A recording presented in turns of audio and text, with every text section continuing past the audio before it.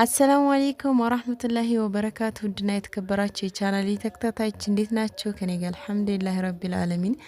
ዛሬ በጣም ደስ የሚል ዜና አለኝ።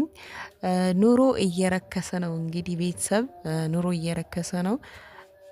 ያው ሽንኩርት ቀንሷል። ኪሎ 180 ስንገዛ የነበረው አሁን ኪሎ 130 ገብቷል። እንግዲህ ቀጣይ ሳምንት ደግሞ 100 ብር እንደሚገባ እንግዲህ ተስፋ አለን ማለት ነው ውዶችዬ። ሌላው ነገር ደግሞ የጤፍ ዋጋ 200 ብር ገብቶ የነበረው ጤፍ በ120 ብር እየተሸጠ ነው ውዶችዬ። እንግዲህ እየረከሰ ነው ኑሮ እንበል እና በዚሁ አጋጣሚ ደግሞ የደሃ ዶሮ ወጥ ላሳያችሁ ማለት ነው። ኢንሻአላህ ቪዲዮውን እስከ መጨረሻው ተከታትላችሁ ላይክ፣ ሼር፣ ሰብስክራይብ ማድረጋችሁን እንዳትረሱ። በመጀመሪያ እንግዲህ ቁርስ ላይ ለትምህርት ቤት እየሰራሁኝ ነው። እንቁላል ነው የምሰራው። ያው እንግዲህ እንቁላልና ድንች ወጥ ነበረ። እኔ ግን ቀይሬ ከድንች ወጥ ወደ የደሃ ዶሮ ወደ ሆነው ዱባ ወጥ ማለት ነው። በነገራችን ላይ ከዚህ በፊት ዱባ ወጥ አንወድም እያላችሁ ነበረ። እንግዲህ ይህንን ቪዲዮ ዱባ ወጥ ለማይወዱት አድርሱልኝ ማለት ነው። ሼር አድርጉላቸው። እንግዲህ ዱባ እንዳሰራሩ ነው እና ቢያንስ በሳምንት አንድ ጊዜ ብናገኝ በጣም ብዙ የጤና ጥቅም እንዳለው እንግዲህ ሁላችንም አንዘነጋውም። እና አሁን እዚህ ጋር መጀመሪያ ያው እንቁላል ልሰራ ነው። እንቁላል ፍርፍር እዚህ ጋር በርበሬ ጨምሬበታለሁኝ።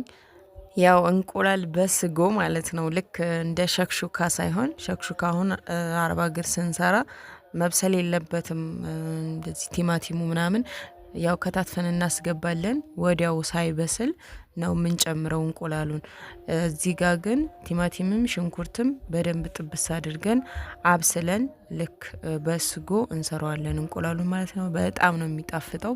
ልጆቹም በጣም ነው የሚወዱት። ልክ እንደ ሻወርማ እኔ እንትን ውስጥ አስገባና ከዛ እንትን እልበታለሁ። ድርቅ አድርጌ ስለሆነ የማደርገው ይሄ በጣም ይሻላል። ዝም ብሎ ያለ ስጎ እንቁላሉ ከሚሰራላቸው ይሄንን በጣም ይወዱታል። ትንሽ ቆይትም ብሎ ስለሆነ የሚበሉት ትምህርት ቤት አሁን ወዲያው እንዲሄዱ ስለማይበሉ ትንሽ ስለሚቀመጥ በርበሬ ቢኖረው በጣም አሪፍ ነው ለልጆቻችሁ ስትሰሩ ማለት ነው ውዶችዬ። እንደምታዩት እንቁላሉ እንደዚህ አድርጌ ፍርፍር አድርጌ ድርቅ አደርገዋለሁኝ።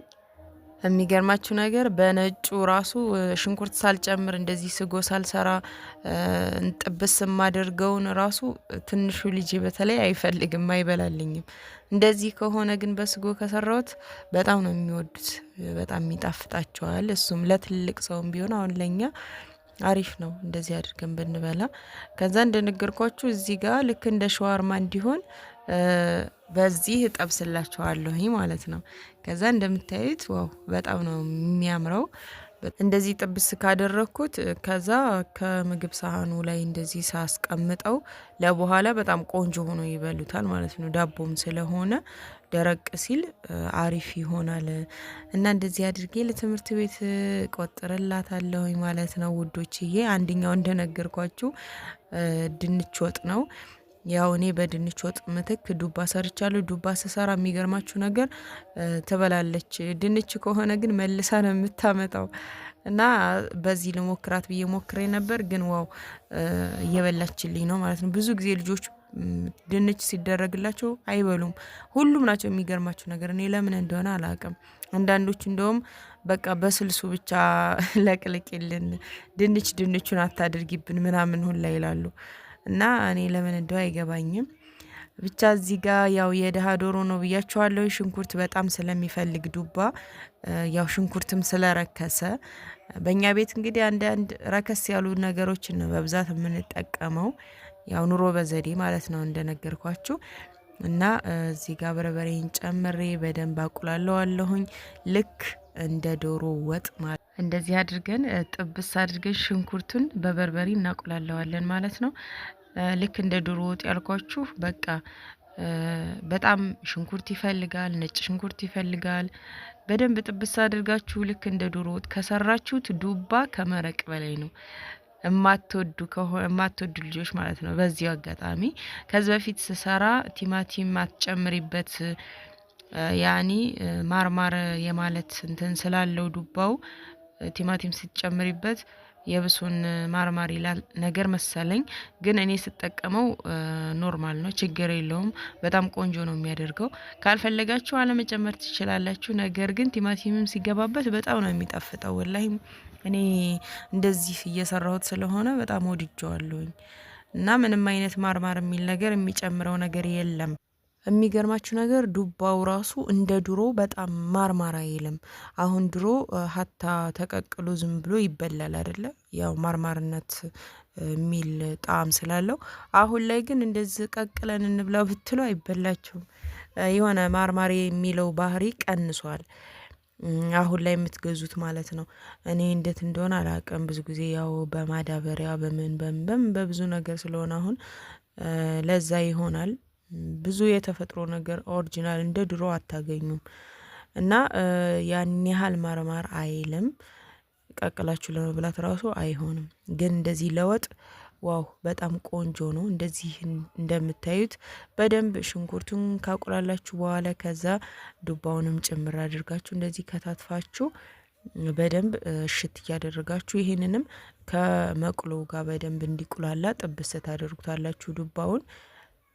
ከዛ ትንሽዬ ውሃ ጨምራችሁ እንዲበስል ማድረግ ነው። እና ያው ዶሮ በሉት እና ያው ደግሞ ዱባ ለማይወዱ ጓደኞቻችሁ ደግሞ ላኩላቸው ማለት ነው። እና በእንደዚህ መልኩ የማትወዱ ልጆች ዱባ የማትወዱ ልጆች በእንደዚህ መልኩ ስሩትና ሞክሩት። ከዛ እስኪ እንዴት እንደሆነ አስተያየት ትነግሩኛላችሁ ማለት ነው። ከዛ በኋላ አልበላም ልትሉ ነው ወይስ እንዴት ነው? እዚህ ጋር ማጂ፣ ኮረሪማ፣ ቅቤ ጨምሬበታለሁ መጨረሻ ላይ። ከዛ እንግዲህ አሁን በደንብ ቢንተክተክና ዱባው ሲበስል ይወጣል ማለት ነው። እና በጣም ቆንጆ የሆነ መረቅ የሆነ ልክ ያው የስጋ መረቅ በሉት አሪፍ የሆነ ወጥ ትበላላችሁ ማለት ነው ውዶችዬ። እንግዲህ እኔ ያው ሰርቼዋለሁኝ። ለትምህርት ቤትም እንደነገርኳችሁ ከዚሁ ነው የምቋጠርላት ማለት ነው። በድንች ወጥ ምትክ ዱባ ወጥ ስለበላችልኝ ነው እንደነገርኳችሁ። ብዙ ጊዜ ልጆች ድንች ወጥ አልበላም እያሉን ነው ትምህርት ቤት ሲወሰድ። እኔ ተለቅልቆ ሲቆይ ይሆናል አላቅም ለምን እንደሆነ አልበላም ይላሉ። እና ዱባው ግን ስቆጥርላት ሳይመለስ ቀረና ድንች ሲሆን ስትመልሰው ነበረ። ከዛ እንዴ ተመችቷታል ማለት ነው ምናምን ብዬ በድንች ፕሮግራም ዱባ አደርጋለሁ ማለት ነው። ያው ይመሳሰላል ድንቹም ጋር እና ይሄንን ይመስላላችኋለሁኝ ውዶችዬ። እንግዲህ ኮሜንት ላይ ብዙ ልጆች አንወድም ዱባ አንወድም እያላችሁ ነበረ። ያው እንግዲህ እኔ የደሃ ዶሮ ወጥ ብየዋለሁኝ። እንግዲህ እስኪ አሁን ደግሞ አስተያየታችሁን እፈልጋለሁኝ። እና ይሄንን ይመስላል የዛሬ ቪዲዮውን ላይክ፣ ሼር፣ ሰብስክራይብ ማድረጋችሁን አትርሱ። በቀጣይ ቪዲዮ ኢንሻአላህ ተመልሼ እስከምመጣ አላህ ሰላማችሁን ብዝት ያድርገው፣ ሀገራችንም ሰላም ያደርግልን። ወሰላሙ አለይኩም ወራህመቱላሂ ወበረካቱ።